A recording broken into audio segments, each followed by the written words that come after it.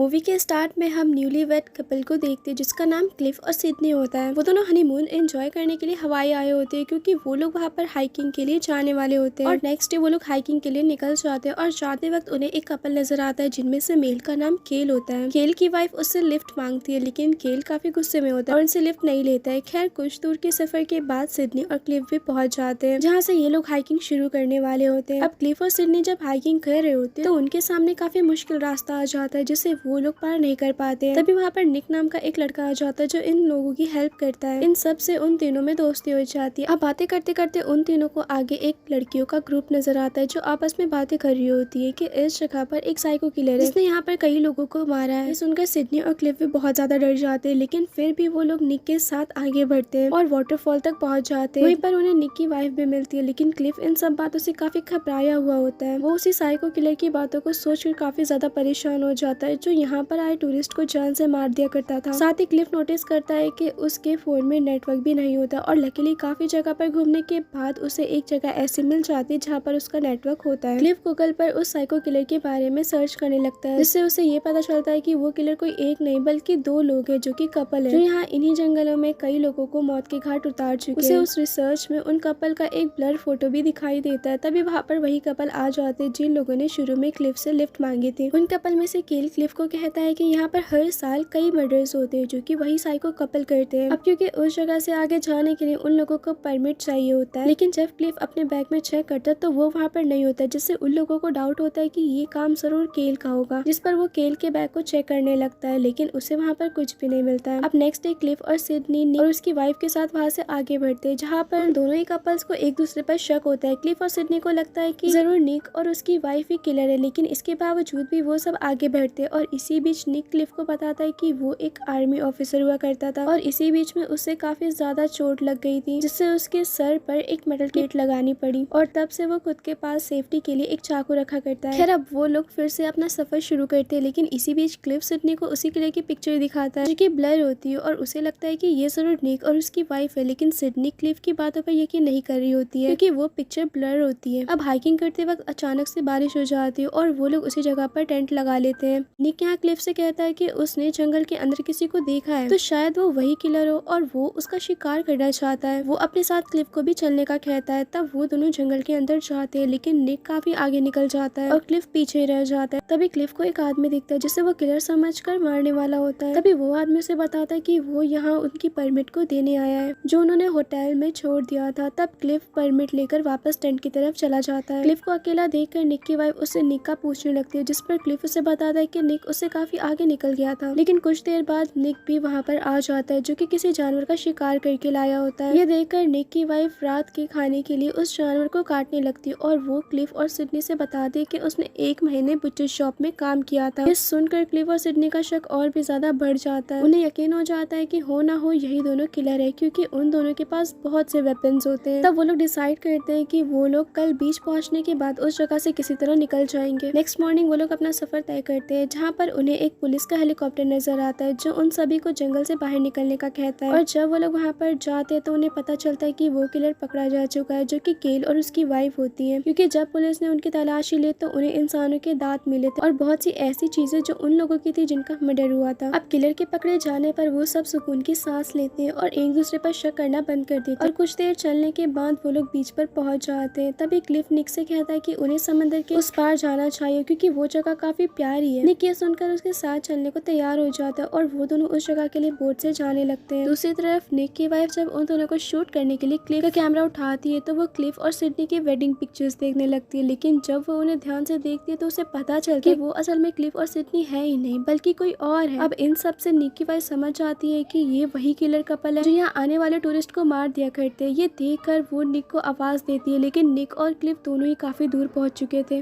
जिससे वो उसकी आवाज नहीं सुन पाते। ये देखकर निक की वाइफ उसे कॉल करने लगती है लेकिन उस जगह पर नेटवर्क भी नहीं होता है। तब वो वहाँ से कुल्हाड़ी को उठाकर उसी तरफ जाने लगती है जहाँ से निक उसे सुन सकेगा लेकिन तभी सिडनी भी वहाँ पर आ जाती है और कैमरे को देखकर समझ जाती है कि निक की वाइफ को उनके बारे में सब कुछ पता चल चुका है और वो निक की वाइफ का पीछा करने लगती है। इधर निक और क्लिफ उस जगह पर पहुंच जाते हैं लेकिन वो जगह काफी सुनसान होती है। ये देखकर निक को अब क्लिफ पर शक होने लगता है। तभी हम फ्लैशबैक में जाते हैं जहाँ हम क्लिफ और सिडनी को देखते हैं और हमें रिवील हो कि ये दोनों ही असल में साइको किलर है और जो भी न्यूली मैरिड कपल कपल के बारे में उन्हें पता चलता है वो उन्हें जान से मारकर उनकी आइडेंटिटी ले लेते हैं और वो उनके दांतों को, उंगलियों को काट दिया करते थे ताकि उनकी आइडेंटिटी को कोई पहचान ना सके। और इसके बाद वो लोग बड़े चालाकी से उनके नाम को खुद की आइडेंटिटी बना लिया करते थे। और केल को भी क्लिफ ने ही फंसाया था। क्लिफ ने केल के बैग में उन दांतों को डाल दिया था और जो लड़का उसे परमिट देने आया था उसने उससे कहा था कि उसे केल और उसकी वाइफ पर शक है और उसी ने ये बात पुलिस को बताने को कहा था। जिसमें पुलिस ने जब केल की तलाशी ली तो उसके बैग में वही चीजें मिली जिससे जाहिर हो रहा था कि मर्डर केल ने किया था। फिर अब हम प्रेजेंट में आते हैं जहाँ पर क्लिफ निक के सर पर शूट कर देता है जिससे निक पानी में गिर जाता है। निक की वाइफ ऊपर से ये सब देखकर जोर से चीखती है। तब क्लिफ उसे भी शूट करने लगता है लेकिन निक की वाइफ बच जाती है। तभी वहाँ पर सिडनी भी आ जाती है और उन दोनों में झगड़ा होने लगता है लेकिन निक की वाइफ किसी तरह खुद को डिफेंड करके सिडनी को पानी में गिरा देती है। उसी बीच उसके फोन पर एक कॉल आती है। ये देखकर वो कहती है कि उनकी जान खतरे में है और वो जल्द से जल्द पुलिस को भेज दे। इसके बाद निक की वाइफ वहाँ से भागने लगती है।